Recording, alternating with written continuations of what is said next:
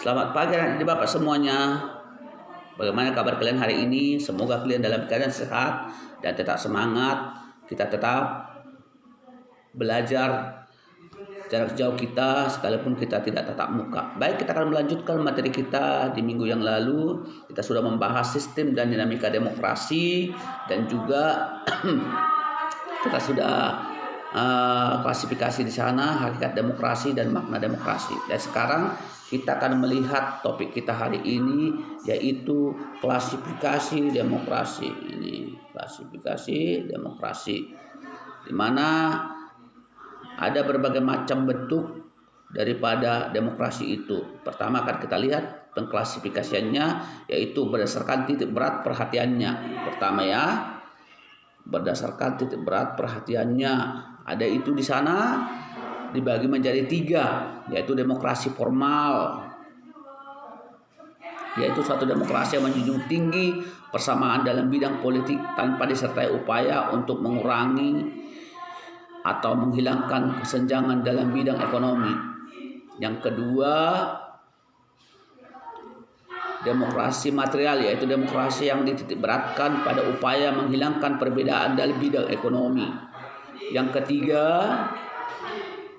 demokrasi demokrasi gabungan, yaitu bentuk demokrasi yang mengambil kebaikan serta membuang keburukan. Itulah berdasarkan titik berat perhatiannya. Yang B sekarang berdasarkan ideologi. Nah, ini kita lihat berdasarkan ideologinya. Di mana berdasarkan ideologi yang menjadi landasan demokrasi di sini dapat dibedakan ke dalam 2 bentuk. Pertama, demokrasi konstitusional atau demokrasi liberal. Nah, ini di mana ini didasarkan pada kebebasan atau individualis. Ciri khas pemerintahan demokrasi konstitusional adalah kekuasaan pemerintahannya terbatas dan tidak diperkenankannya banyak melakukan campur tangan dan bertindak sewenang-wenang. Itulah demokrasi konstitusional. Yang kedua, nah ini demokrasi rakyat atau demokrasi proletar, yaitu demokrasi yang didasarkan pada paham Marxisme, komunisme. Demokrasi ini memang lazim diterapkan di negara-negara yang menganut paham komunisme. Baik, yang ketiga kita lanjutkan. Kita juga akan melihat berdasarkan praktek penyaluran kehendak rakyat. Ini berdasarkan praktek penyaluran kehendak rakyat, di mana menurut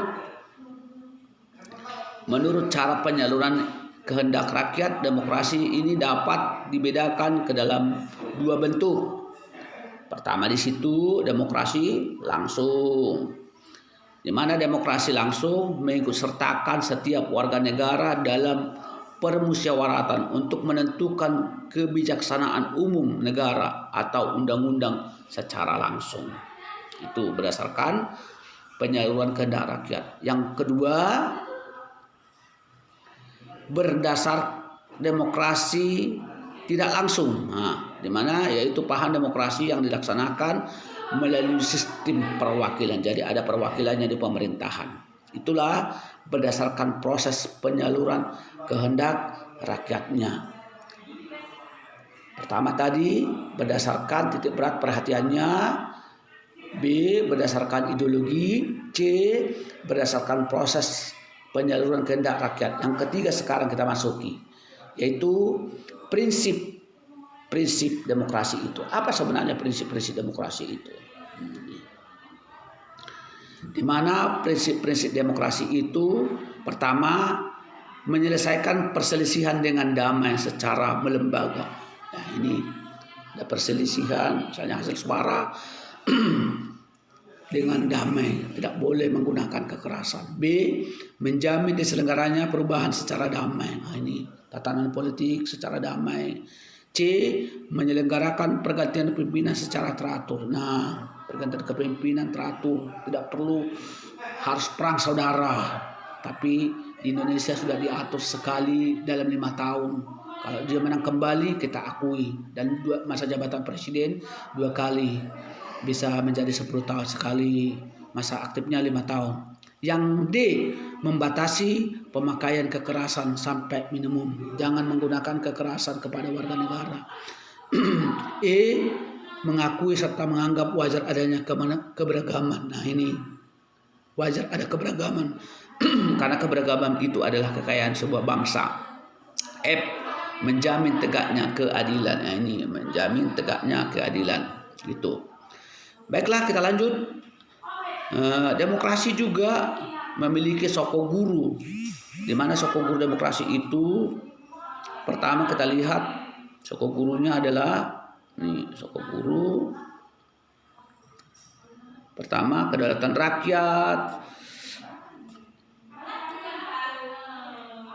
pemerintahan berdasarkan persetujuan dari yang diperintah, C, kekuasaan mayoritas, D, hak-hak minoritas, E, jaminan hak-hak asasi manusia, F, pemilihan yang bebas dan jujur, G, persamaan di depan hukum, H, proses hukum yang wajar, I, pembatasan pemerintahan secara konstitusional, J, pluralisme sosial, ekonomi, dan politik. Nah, itulah soko guru demokrasi di Indonesia. Baiklah, itulah penjelasan Bapak hari ini dari topik materi kita tentang klasifikasi daripada demokrasi di Indonesia. Itulah yang menjadi judul kita, topik kita hari ini. Jadi kita sudah bisa melihat klasifikasi demokrasi, yaitu berdasarkan titik berat perhatiannya, berdasarkan ideologi, juga berdasarkan proses penyaluran kehendak rakyat. Baiklah, sebelum Bapak menutup pertemuan kita ini, Bapak akan berikan 2 soal untuk kamu kerjakan. Soal pertama, sebutkan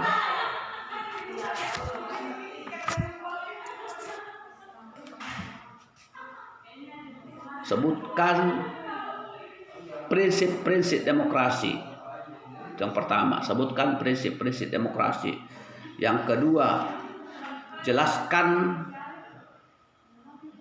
demokrasi berdasarkan ideologi.